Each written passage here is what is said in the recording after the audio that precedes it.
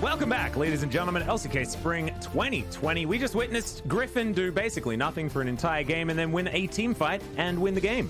But they managed to get themselves into good positions with a scaling team composition, so we can't fault them for their playstyle this time around. They were the greatly reluctant fighters, but that was an intelligent move this time around. Yeah, they managed to edge out the win eventually. I mean, they surrendered a lot of stuff early in mid. Obviously, 3 dragons going the way of DAMWON, and then they just managed to bring it back, and they did so at the point that generally scaling team compositions do start to come online. DAMWON were never able to reset, stabilize, and bring the game back to a potentially winning point. So now coming into game number 2, DAMWON, they're going to be on the red side, obviously doing things like picking Jace into a isolated losing matchup and then relying on your own individual skill to try to outmuscle. Probably not the best kind of decisions. However, Showmaker also having a really off game against the Qiyana, as Qiyana was able to uncharacteristically keep up in CS as well as even just turret pressure. So things were looking a little bit off in game number 1, but we'll see if they can bring it back in game number 2. But Griffin, I mean, they started off on a really good foot here. Yeah.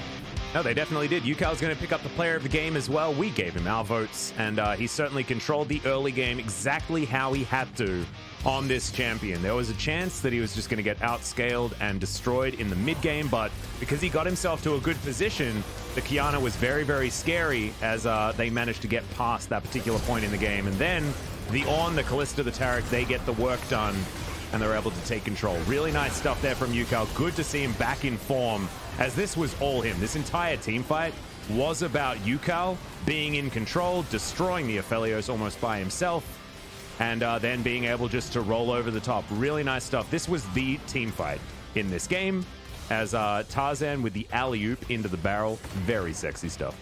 Yeah, he ends up getting it. It is unanimous. Yeah, the 9 out of 9.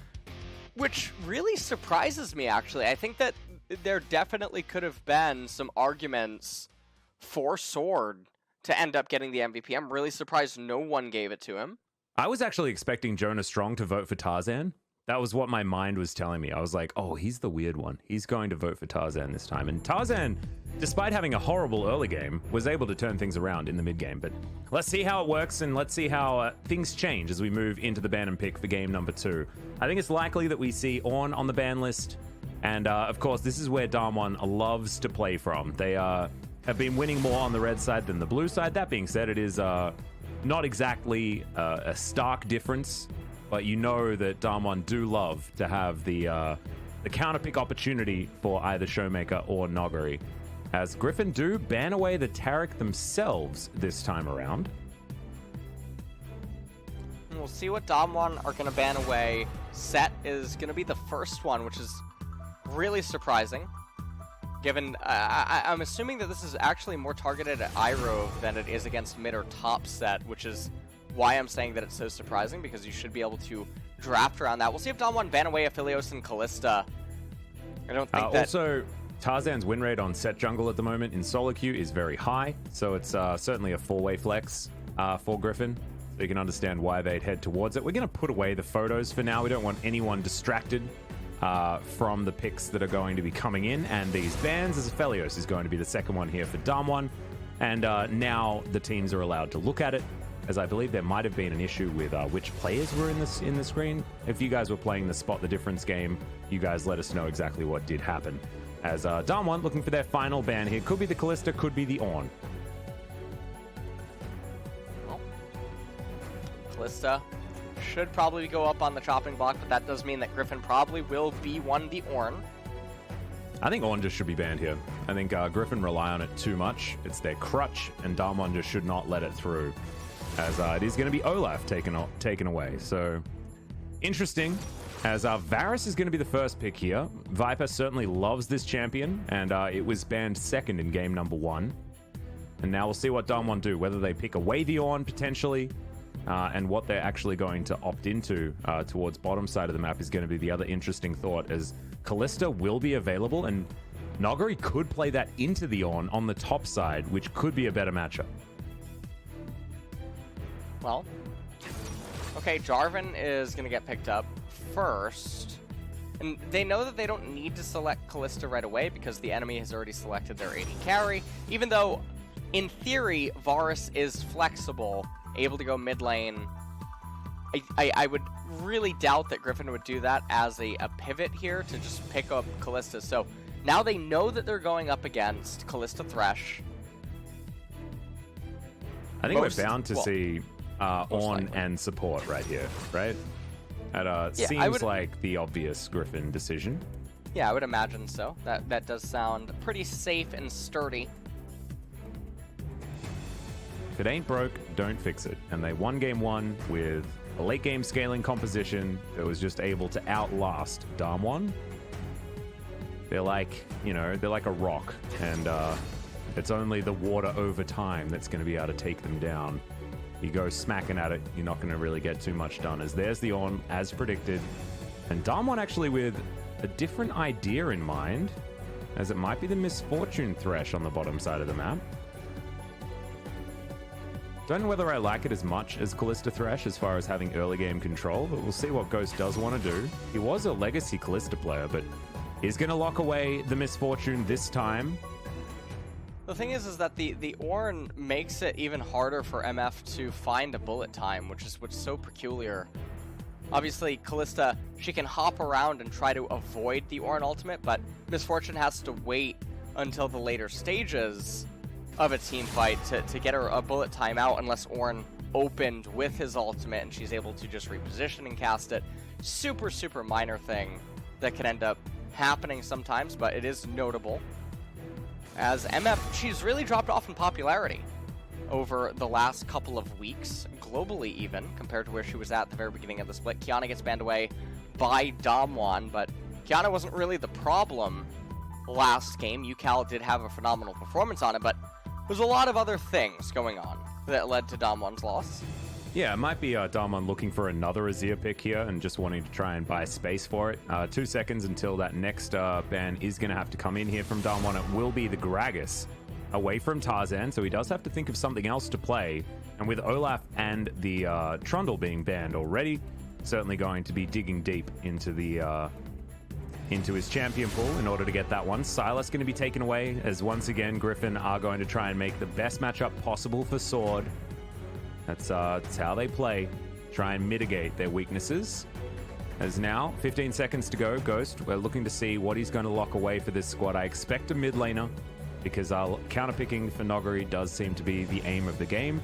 I'd like to see some sort of split pusher coming out from Nogari, as that's an Aatrox. That's not a split pusher. I don't really like it, as we're going to switch it over to the Kennen, and that's going to be the counterpick of choice into the Ornn. Well, okay, so Kennen locked in. Viper gonna have to decide what he's gonna lock in for his teammates here. Now again, they have to go in blind. Now Azir's not that bad for UCal here, all things considered. We could have, okay, Rek'Sai is locked in, and if they end up picking Azir, they have massive amounts of late game scaling. But no, they're hovering Zoe right now. Ooh, a possible Kassadin spot? Are we looking at a Kassadin spot? You're trying to make me say his ID. Or the champion name. I get it, Atlas. I don't know why you do this to me. I like how you say his name. Okay. All but right. Never mind. DAMWON don't. And so Showmaker is thinking about the Syndra instead. Certainly would give them a lot of mid-game power, and especially just shove potential in the mid lane. A very stable champion there, and we'll be taking the cleanse, of course. But there's the Kassadin. Ha-ha! Now you're going to have to say his name. Are you ready? Kassadin! That's not how I say it, Alice. You're really putting me on the spot for no reason. Okay. No, that's how I say it, all right? Okay. Yeah. It's not all about you, all right? Sometimes I want to say things weird as well. It's not fair.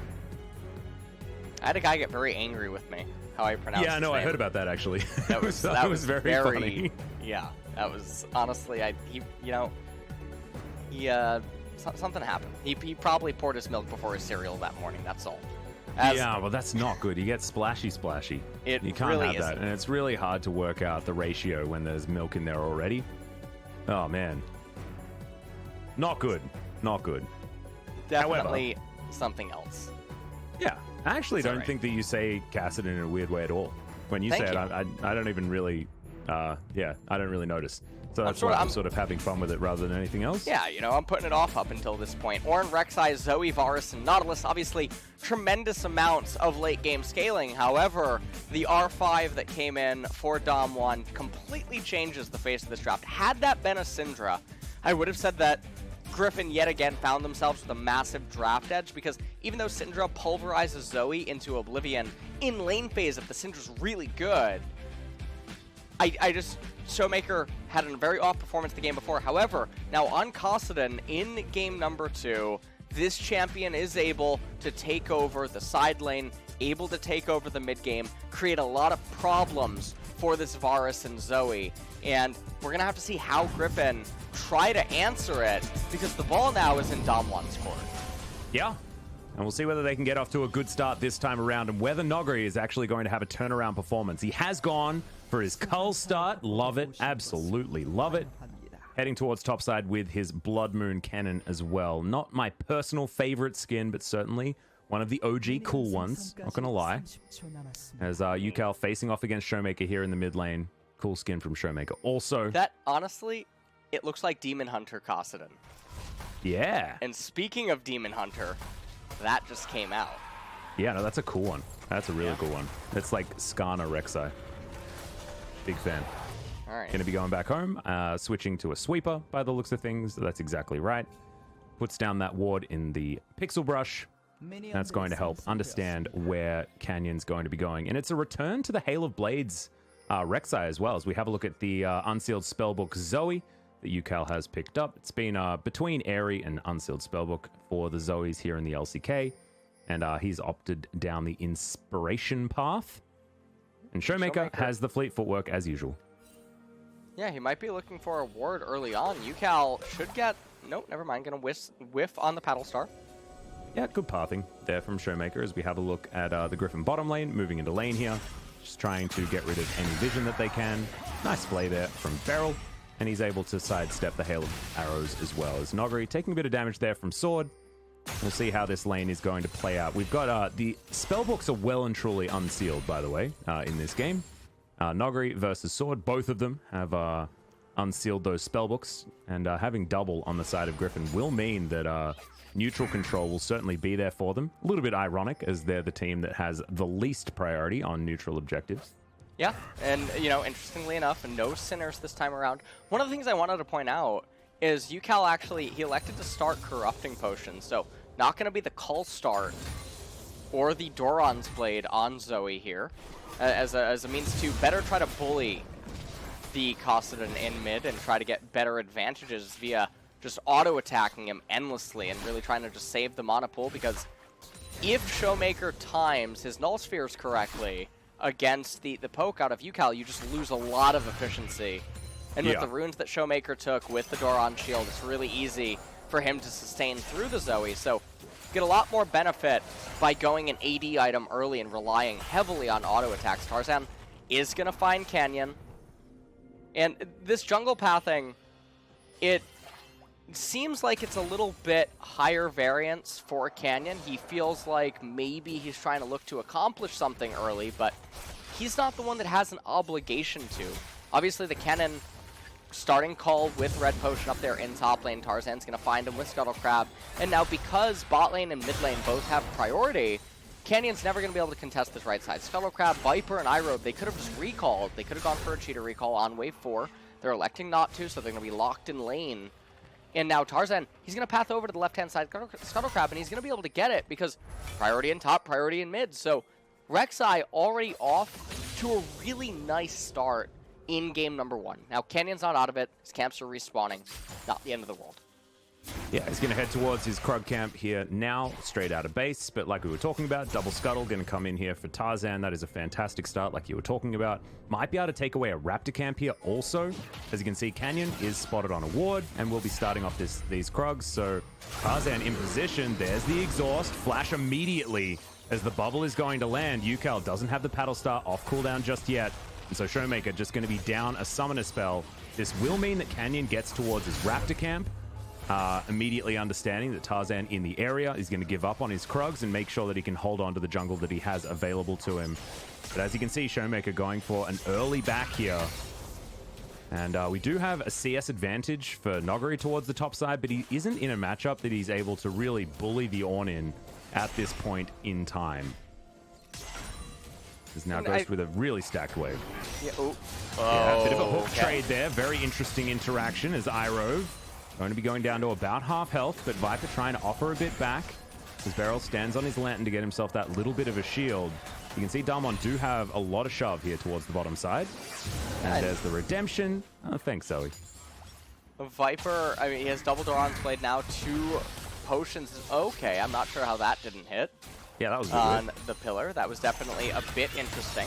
And they can trade a lot harder because of these 2 red potions and because of these 2 Doran Blades. It's honestly a little bit perplexing that they're not willing to trade more aggressively, especially because they know that they have a timing window before Jarvan would appear again on the right-hand side of the map. And this is just due to when Tarzan last located Canyon in front of the right-hand side Scuttlecrab. But they're playing so safe and reserved, so no economy war taking place. And now it gets a little bit dicey because on this wave reset, this is the timing where Jarvan would be back on the right-hand side of the map. UCal in mid lane with the lost chapter. Showmaker wasn't able to sustain into Catalyst. So out the gate, Griffin is actually finding a lot of advantages.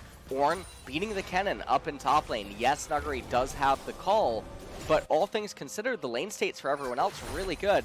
Griffin with a complete blunder, though, down in bot lane, allowing Misfortune to get a recall off. They had item advantage. They had superior sustain. They should just want to lock the lane state up.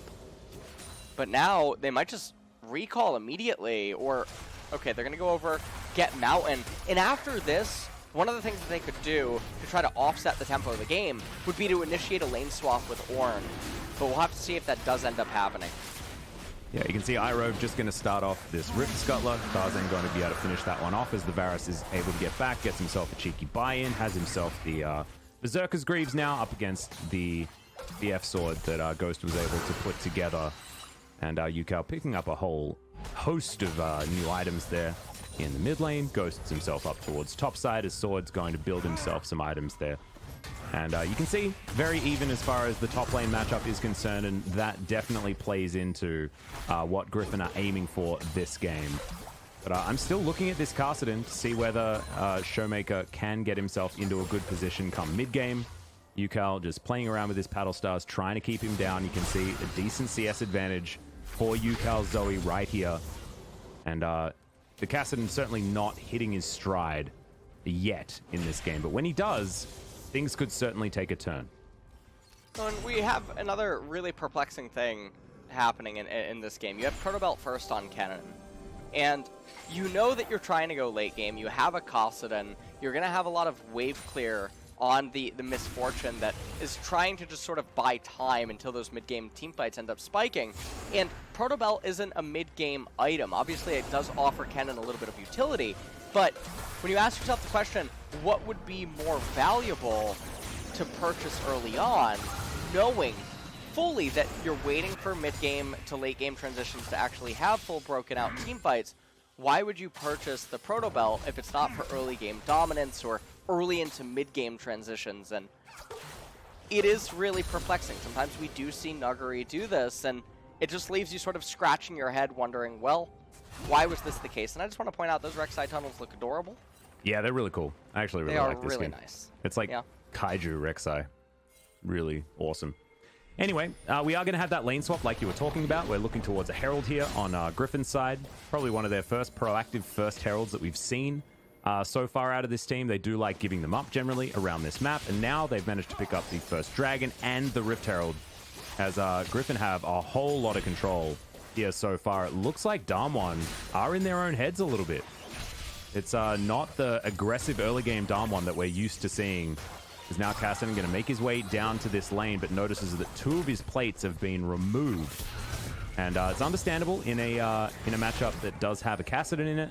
as DAMWON now looking to get the knock up here onto Iroh, but thankfully he had managed to buffer the dredge line. Hook is going to go wide there from Beryl as Tarzan was looking for a potential re-engage, as Ghost going to be wandering over here. His positioning was known by the Tremor Sense, as Showmaker going to move on in here as well. Level 8 for this Kassadin, and teleport now onto this tunnel. Ornn is in position as Shelly going to get taken down very low, but Canyon tagged, and there is the Ornn Horn targeted onto Canyon and taken down. Oh my god. Steals away the Rift Herald as well, as there's a big slicing maelstrom. The bullet time doing some work as Nogari's pulled out of this fight, but Beryl is going to pay for it. And there's the trouble bubble. Flash has to be used immediately there from Ghost as they've turned it onto Nogari. Gets a decent stun there onto Tarzan and moves himself to relative safety as now Showmaker in this pit, but it's all being taken by Griffin.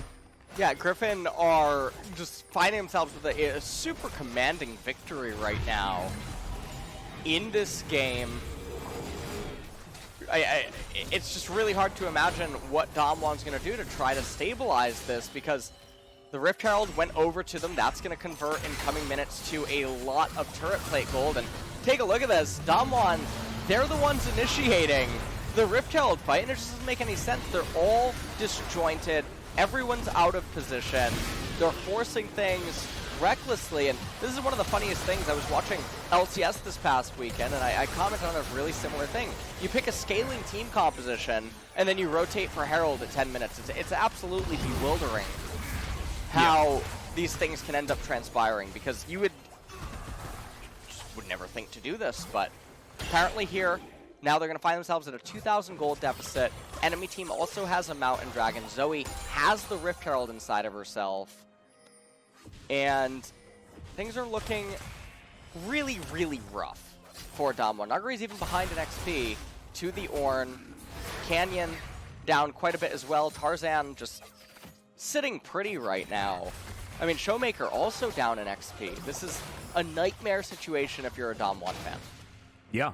It's not what you want, and I don't know where their power spike lies as far as how they're supposed to get themselves back into this game.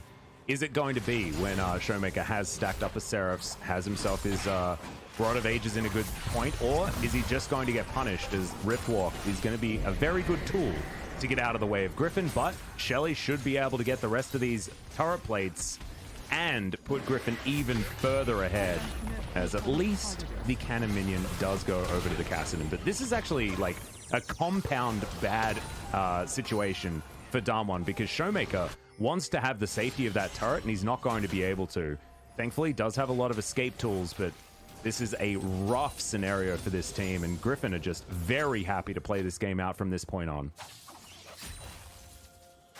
Well, Cloud Dragon coming up second is pretty good for DAMWON in the sense that it's not super awful if they end up giving it over to the opponents. Ornn is pretty impervious now up in top lane. Yeah, you can see Nogari trying his best to get as much work done, but Marks of the Storm are coming down, and the heal actually cycled there by Sword. Won't have that flash available for the next little while, having just recently used it, but Nogari's flash on cooldown now. So I'm wondering if Sword anticipated if Canyon was there, because otherwise Nogari was actually really close to lethal. And so I half expected an Ornal to come out there if he had hit the pillar, but it didn't seem like it was on his mind. As it currently stands, Ocean Soul is going to be the dragon of the game, and this is pretty fantastic against DAMWON. Yep. Also fantastic for DAMWON if they're able to pick that one up. So Ghost's going to get tagged here by the Trouble Bubble. Beryl looking to try and block the Paddle Star, and does so. Good play comes in as there's the bullet time, but not going to be able to get too much damage there onto Yukal, and that is just Viper picking up an easy kill onto Beryl, who is so squishy right now on this Thresh. Just not looking like he's having a good day here, as this is a turnaround performance from Yukal. My God, he was struggling for so much of this season. We know what this guy is capable of. He was the savior of KT in 2018. But this is certainly a revisit to that form of Yukal. And remember, this is the guy's 0-5 right now on the Zoe, and having a really good performance on it thus far. Well, This time, Griffin, they're in a much better spot early game. And again, we mentioned in the draft, they have a really strong draft, and DAMWON's only hope inside of their draft was Kassadin, which is really good against the Zoe, really good against the Varus. And if they could have made it to the later stages without falling super far behind, he would have been able to potentially bail them out. But this is a Varus, a Zoe, and an Orange that are all on really good footing in this game. And when you remove Kassadin from the equation, everything sort of just looks bad for DAMWON. We asked and talked about this. Now, in this replay right here, Beryl, he comes down, you know what he's trying to do, he's trying to block it, doesn't anticipate Viper to be there, ends up getting hit by the chains, and that just sets up for yet another paddle star. This game is really looking lights out right now for DAMWON, and we're only 15 minutes in. It's a almost 4,000 gold lead. Ornaments are going to start coming in soon, so the actual effective gold on the side of Griffin is going to be way more than that, and Showmaker is just so far behind in this game. It's hard for me to imagine a universe where he's ever allowed to pop off in the coming moments. If there's going to be a chance, it's going to be at the 4th dragon. Yeah, unless they're going to fight for this next Rift Herald that's going to be spawning in a few seconds' time. We're going for a bit of a reset as Shirley is going to pop up. And now Griffin in perfect position to lock this one down, although there is full vision available for DAMWON. So they will know what's going on. This first Ocean Drake will be spawning in 2 minutes' time. And Ghost, not sure what you're doing there, buddy. Does still have Flash available as Make It Rain does come down. He's not even going to use the Summoner spell. And I'm just very unsure about that particular positioning there from the DAMWON 80 carry. At this point, I mean, things are really looking very grim for DAMWON, as they even seem a bit tilted with some of their map decisions. And another Rift Herald now being spawned up in top lane. Viper is going to be able to raise this top tier 1 turret as well. And this is... Alice, I don't know how many people expected this, but it looks like Griffin might just 2-0 DAMWON and keep their hopes alive in LCK Spring. This is unprecedented, but to be perfectly honest, it sort of makes sense. Because DAMWON have always had this weird inability to fight against Griffin, no matter which state Griffin are in, as this was very, very strange. The fact that Ghost was so far up with the rest of his team so far away. The exhaust was used for some reason there by Iroh, but it's still just a pretty cheeky kill. The other thing about this too easy. The next incoming minion wave, there's no way for Ghost to actually walk up to it, which means he would actually be zoning himself out of it with how he was approaching that wave. So more and more things continue to look really perplexing. And it's hard to imagine. Again, I keep reiterating this because it's important to say how far behind DAMWON is when this Kassadin just can't come online. You have Spellbinder and Protobell on cannon. I have no idea what Nuguri is doing in this game. The Protobell, obviously an early game item, but their team composition should have been looking to go mid, late game.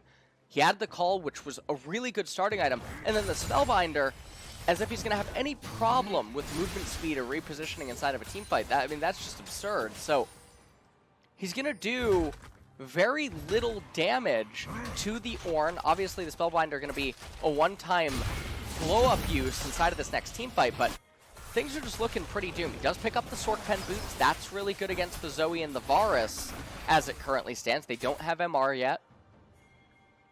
Well, there's also absolutely no vision available for DAMWON around this Ocean Drake, so Ocean Soul Point available for Griffin as we tick over to 18.5 minutes in this game. This is looking like just a blowout for this Griffin squad that are even happy to play for a late game. I find it so hard to imagine any ability for DAMWON to get themselves back in here, as now the Ornhorn does get thrown out. Good double knock up there, but it's used as zoning.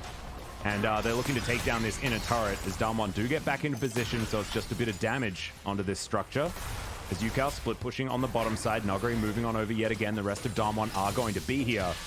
But as you can see, no ability to actually push away the Zoe and she will be safe. Look at all of the wards as Showmaker splitting on the top side gets himself back within reach of the CS margin. That is exactly what DAMWON want to happen here. Buy space and time for the Kassadin to get to work. But at what cost at this point in the game is my question. I mean, this is where things start to get really, really rough. Because Soul Point puts a added pressure onto DAMWON. It basically demands that they're going to have to fight in 4 minutes. And Showmaker, he will have the fully stacked Rod of Ages. And at this point, I mean, he will get to the Archangel staff as well. But the itemization on the side of Griffin is just going to be so much stronger when that team fight does break out. But that's going to be the Hail Mary team fight. They're going to be down in base levels. And the Mountain Drake, it's even adding a little bit of effectiveness. These champions now are starting to almost reach the later end of their rope. We have level 13s and 14s coming in by the time that Dragon ends up coming up. So the base armor resistance is going to be getting amplified a pretty good amount. And so that Dragon's going to start having its value. 3 minutes is all that we have, Atlas, until I think that's the game-ending team fight. Yeah, well, Kassadin's going to go back to base. Does have the Archangels complete, as well as full boots and 9 stacks on the Rod of Ages. If there is a hope for Showmaker to do anything, I guess it is going to be in the coming minutes. Doesn't have Seraphs complete, but I think he's not too far away, as that tier has been stacking for quite some time now. But I'm as worried as you are, my friend. This is looking very dire for DAMWON. 5,000 gold the lead for the scaling team composition. 4,000 is probably closer. As 2.5 minutes on this clock, we're looking to try and get some vision down if you're a DAMWON fan, but so far, they've only got a few wards and they are so close to their base. As Noggery, I don't know whether he has any right to be this far pushed up, but this is Noggery. That's what he wants to do. Well, let's see what he ends up getting as his next item. He could just go for an Oblivion Orb. That would probably be his best choice in this next team fight. He needs to try to assassinate the Zoe or the Varus. He actually recalls, and so far he's only spent 435 gold, and now he picks up a Blasting Wand. So maybe he's thinking that he can't get the excess gold for the Oblivion Orb conversion. Yeah, wants as much AP now as he can find. I don't mind the choice. Yeah, so he has a minute and a half until the dragon would come up. Okay, hold on, sword. Yeah, being caught out of position just a little bit, but Ghost not there for the follow-up, and they're unable to actually CC the Ornn right now. 1 minute and a half until that comes up, is now Sword going to get stunned up. And getting damage onto the Ornn certainly going to be useful. But you can see Griffin once again relegating DAMWON underneath their turret as these trouble bubbles do fly forward. Ghost taking too much damage, to be perfectly honest, from that Super Soaker. And it's going to be Griffin taking down the turret and moving on back. It's going to mean that this game of ping pong's even more difficult for DAMWON, as this ward is stuck around for a very long time, eventually gets replaced.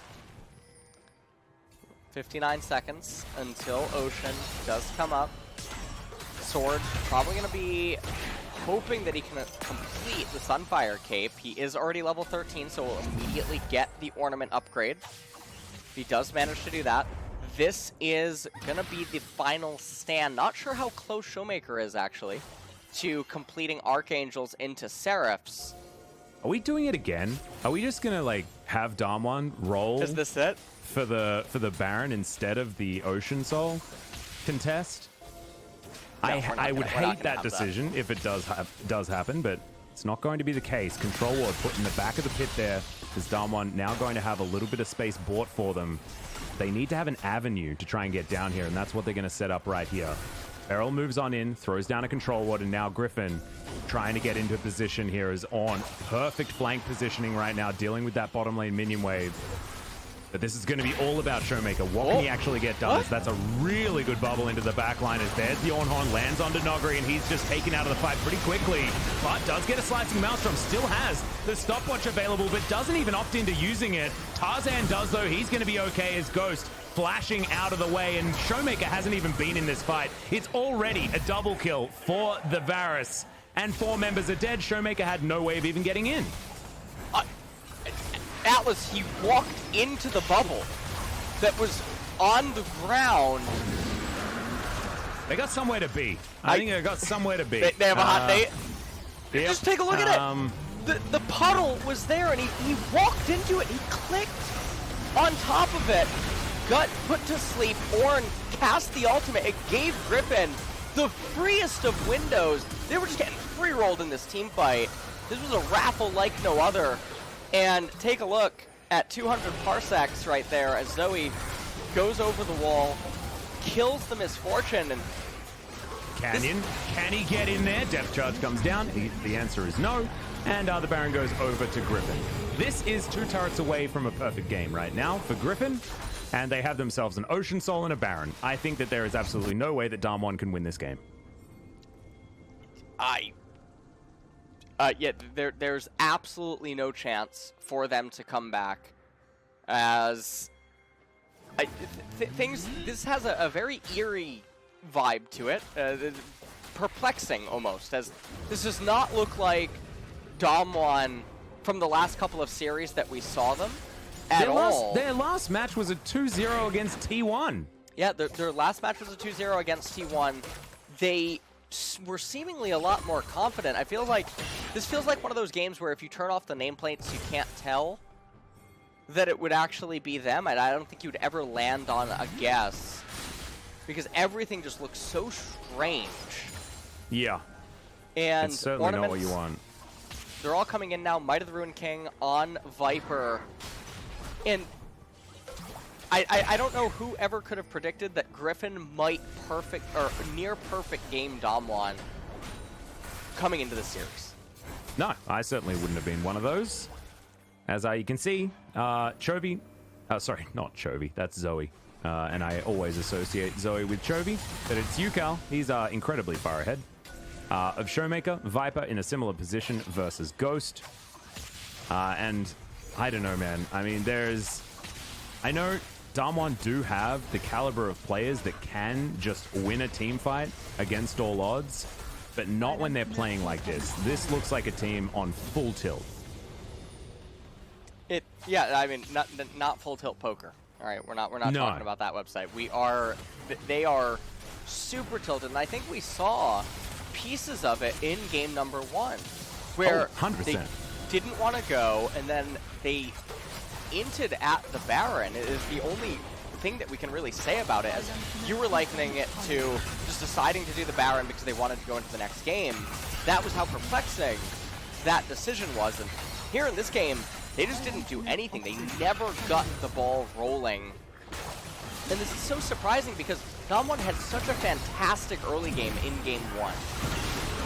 Well, Hook's going to land, does basically nothing there. As QSS out from Beryl, he's going to die pretty much instantly. Fantastic knock up there from Sword. As this is going to be the game-winning push for Griffin. They've already taken down these 2 inhibitors. And the Trouble Bubble is going to land. Canyon looking like he has absolutely no idea what to do next, as Showmaker hasn't been able to play the game thus far. He's going to have to flash out right here as Canyon puts them into the Cataclysm, but Searing Charge is going to deal with that. Showmaker looking for that 1 kill onto Viper. They both go golden, and there it is. 1 kill for DAMWON this game, but that will be the end of the game. The ace comes down, second Nexus turret is going to fall, and somehow it's a 2-0 for Griffin against DAMWON, who are on a 4-game winning streak. 8 games in a row, guys, for DAMWON, and it was broken by Griffin of all teams. I'm not really sure what to say, Atlas. That was, even the Korean casters look a bit surprised. I think bemused is the word, because this is not like, this is super, like, a phenomenal performance out of Griffin. This felt like DAMWON just didn't show up today. I'm a little bit of lost speech right now, Atlas. I'm I having completely a hard understand. time really understanding what it was that just happened, because I think what you just said does make sense. This wasn't... I would love to say that Griffin showed phenomenal play, and that's why this series went the way that it just did. But you had Misfortune ignoring Fog of War, walking up into the middle of the lane and dying. You had random trades being taken time and time again. You had a scaling team composition happily opting into a Rift Herald fight and being super disjointed, almost looking like certain players were dissenting with the decision altogether, dying, nothing happening. Everything just looks so strange that I'm left almost unable to comment. Yeah, and the fact that Griffin managed to pick up on 2 games in a row, absolutely for free. They were then able to ban around it as well, having picked it up in the first round. There was never really an answer that Nogari could have. And look, I don't know, man. I think that there are answers to On that you can go towards that aren't the Silas, that aren't, you know, other things topside, but this just looked like DAMWON had no idea what they wanted to do. They all looked completely on different pages. I mean, this was the beginning of the end. So, and it's not even just this either. It was also itemization choices throughout the game. I mean, obviously I'm referring to Nuggery on the Kennen. Going Protobell against Ornn despite falling behind in the early game when your team composition wants to go late. It's so bizarre. It's also happening on such a super basic level that it also leaves you sort of scratching your head. Beryl, you can understand what he's trying to do right here. They don't anticipate Viper to be here, so this one is sort of understandable. The follow-up one, this one right here, take a look at the minion wave that's coming in next. Don't watch Misfortune getting completely blown up. That minion wave, MF would never be able to walk up to it if she starts auto-attacking the cannon wave right there. Because eventually, her wave would push forward, there would be the Fog of War, she has to respect it. And so that's Ghost zoning himself out of a future incoming wave. For no reason, no one was around him, he has to know that the teammates are around. In this dragon fight, I mean, you saw it, Nuggery saw the Zoe puddle and walked on top of it. And also had stopwatch, that he didn't use that entire engagement. It was, this was not the look of a DAMWON that had just beaten T1. This is the look of a team that's on full tilt, and it's very strange to me that we even got to that stage, right? Another thing has to be said about, you know, drafting into Sword, playing the one champion that he's had success on. And I just think that that is massive disrespect out of DAMWON right here. This was the one kill that DAMWON were able to get this game. But honestly, I don't know what to say, man. It's really disappointing out of DAMWON. But fantastic for Griffin, who keep themselves alive here in the LCK. Close to double damage there from UCal's Zoe. And he's been the savior of a team in the past. And now he's looking to be that again here as we move towards the real crunch time. For Griffin and for all of the teams towards the bottom of the standings. And DAMWON, they were ready to really solidify themselves in fourth, but now they have to be careful of KT coming in and taking them down. Also, I mean, Afrika aren't that far behind if they can get themselves back on track.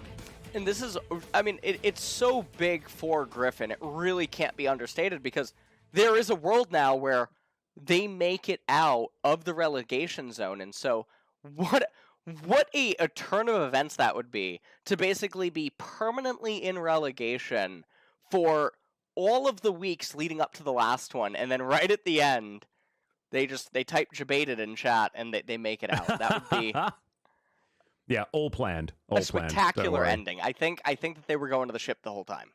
Well, I mean, this one was their most difficult matchup so far this week. They've got a Freak of Freaks coming up next, and then they finish off with a match against Hanwha Life on our very final day.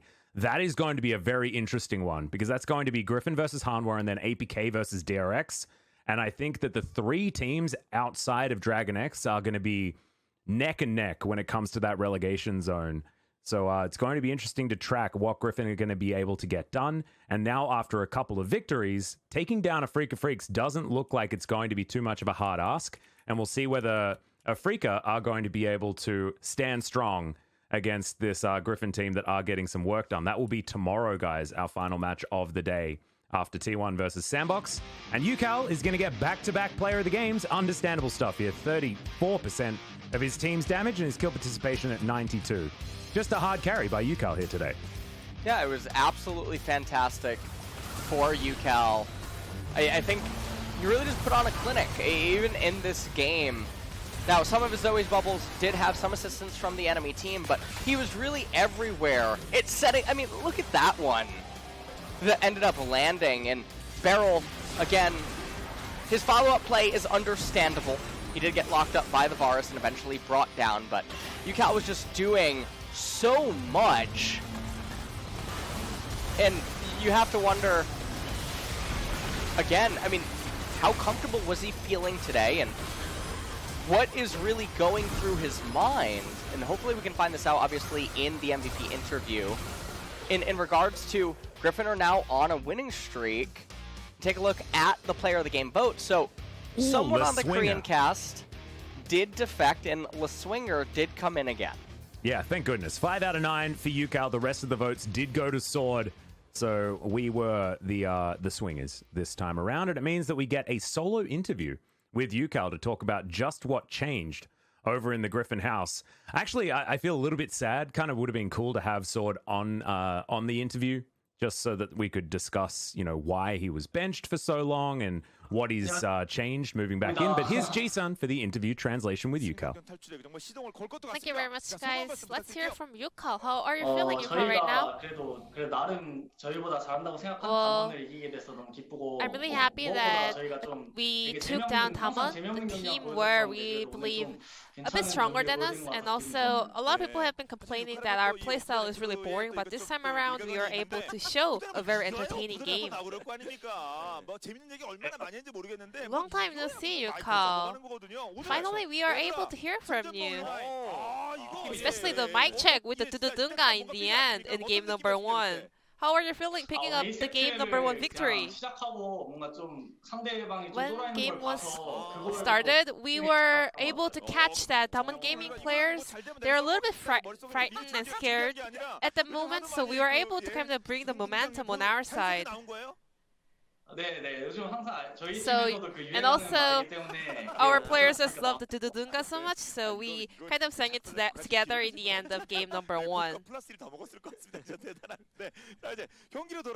So let's go back to game number 1 and 2. Well, since Untara picked up a win and performed really well, people thought Untara would start today's game. So, what was the plan? Trying different rosters. During the 10-match losing streak, we were really depressed, but we tried to kind of put everything down and kind of cheer up all together, so we are all getting stepped up as a whole. And I heard you had some team bonding activity. Yeah, because we were so depressed, our head coach wanted to watch a movie that kind of motivates us, and I think that really worked out really well. So was that Coach Han's idea? Did he make you to watch it? Was that good? Yeah, we watched it on the game day. We lost the game. But the movie was also about a team having a huge losing streak, so it was really nice.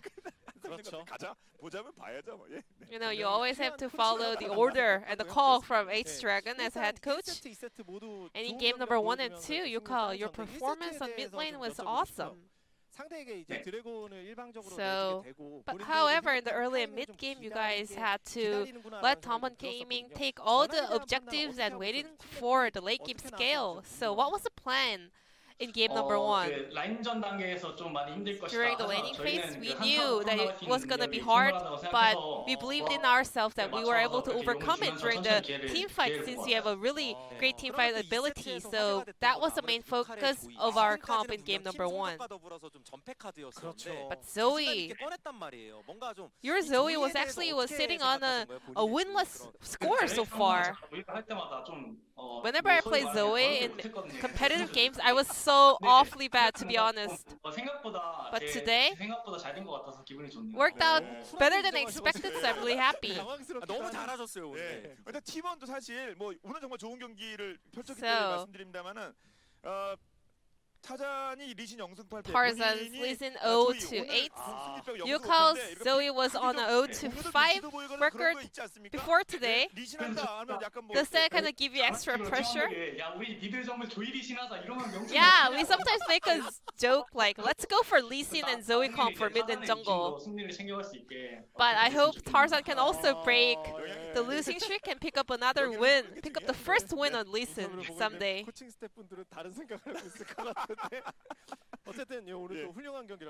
Moving on. Griffin picking up another win today. Well,